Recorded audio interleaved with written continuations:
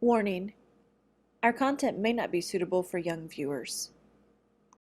If you're like us, unlucky souls who are still working and just waiting for that retirement bell to ring, anxiously watching your favorite YouTube sailing channel, just dreaming of the time that you can wave goodbye to your boss and the shoreline and sail away into the beautiful sunset, trust me, you're not alone. Maverick and I are in our mid-40s and still work 9 to 5, and we often wonder how some of these young couples really manage to be able to quit their jobs and just cast the lines and never look back. Are they trust fund babies? Do they just have nerves of steel? Have they been saving their entire lives up until their 20s? I'm super glad that they can afford to be able to sail off into the sunset because it really does make great content and we love watching it when we get home from work every day. But like most people our age, casting away in your mid-30s, 40s, or even 50s just really isn't that feasible.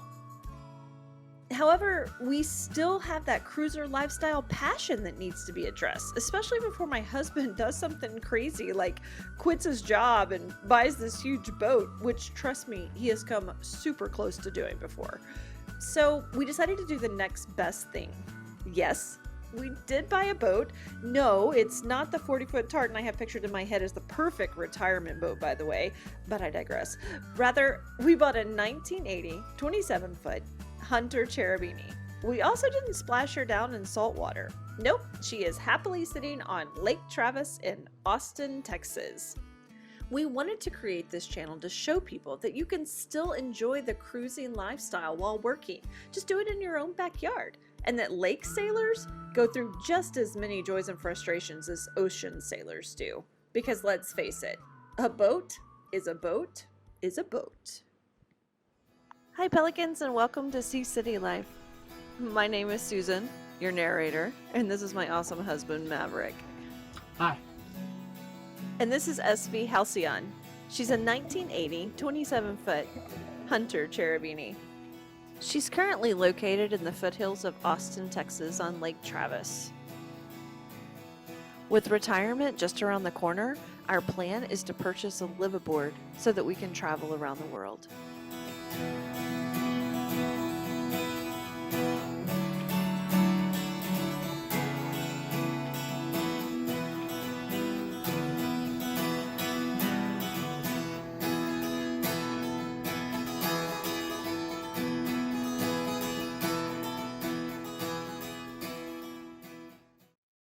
Good morning. Coffee. And our weekend begins now. With any good provisioning, you should definitely start with the basics. And, well, for us, it's rum. Then I usually just pack up whatever I've got in the fridge and then hit the grocery store along the way. The rest of the time is packing for our, well, 3 dogs.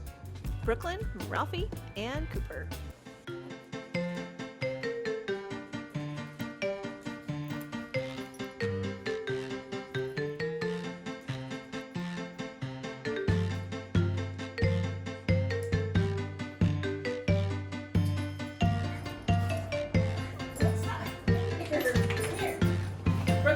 Brooklyn! Brooks! Come here! Sit, no. Keep them out of yours already! Oh. Brooklyn, come here! Come, no, come here. Stop. Okay.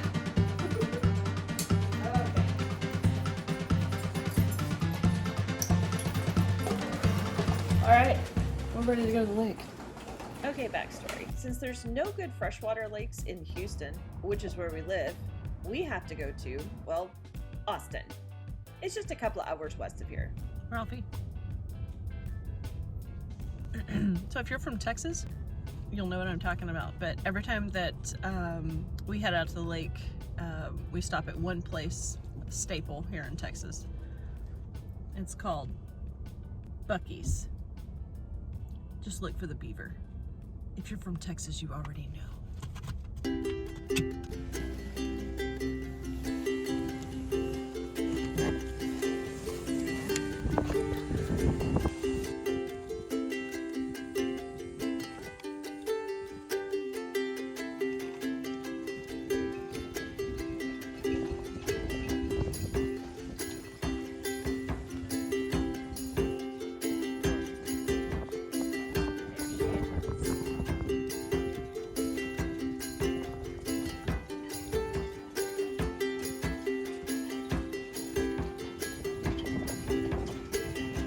Okay, so at the moment we've got this Pelican cooler that basically what we do is pack it with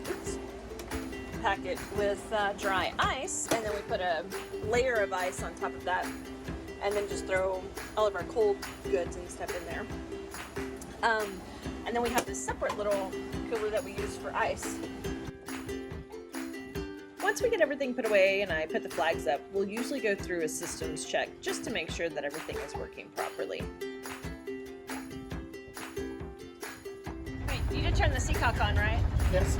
Okay. How does it go? It goes. Just listen to Doug.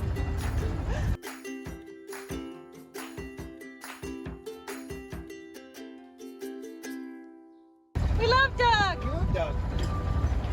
Okay, so the next part of the video is fun and educational. Hi.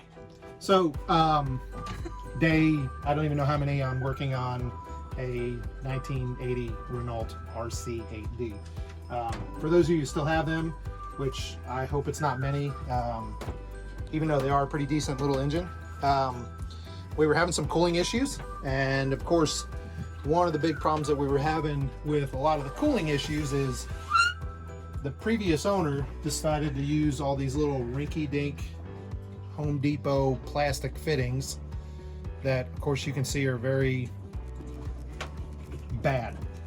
I promise you these are not factory. These are stone junk garbage that was put in place probably to try to keep the engine going, which was not the best fact of stuff to actually use. I'm a huge fan of brass fittings. You know, you can pick them all up at Home Depot. They're pretty readily available. Pretty true when you get something that's a 3/8 flange, it's actually 3/8 the whole way through. So it's machined a little bit better. They just seem to last a little bit longer on themselves. So we went ahead and replaced pretty much all the cooling lines on this RC8D. So the one coming up from the bilge through the scupper in the bottom of the boat was replaced previously. So that one's brand new, that comes up into the bottom of the water pump right here. So, and then you've got the top line coming out of the top of the water pump, which is here, which is teed off to cool the cylinder. And then it wraps around the back of the block, picks up the exit from the cylinder, and then continues on to the exhaust elbow and out through the back of the boat. Air filter is supposed to be clean just like your car air filter. So that is an oil air filter. You can pick it up at any local auto parts store.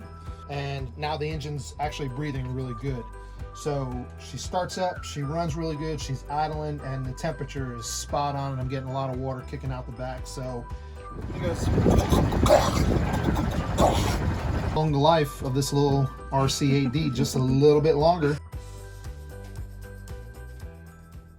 Okay, now that everybody's drunk, it's time to go swimming. One of our favorite places to go to is literally right around the corner from our marina.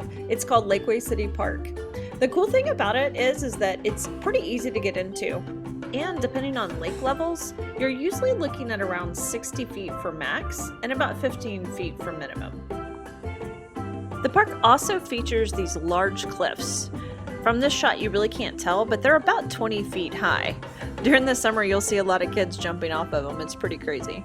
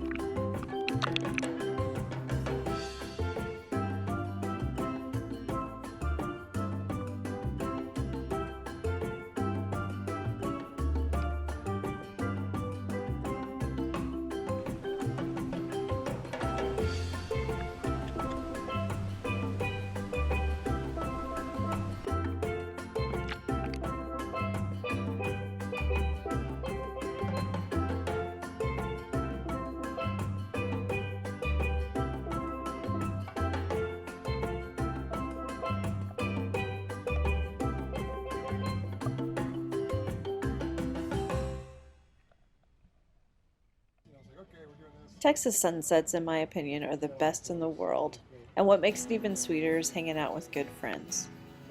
We hope that you enjoyed this episode and that you'll catch us next time. See you later.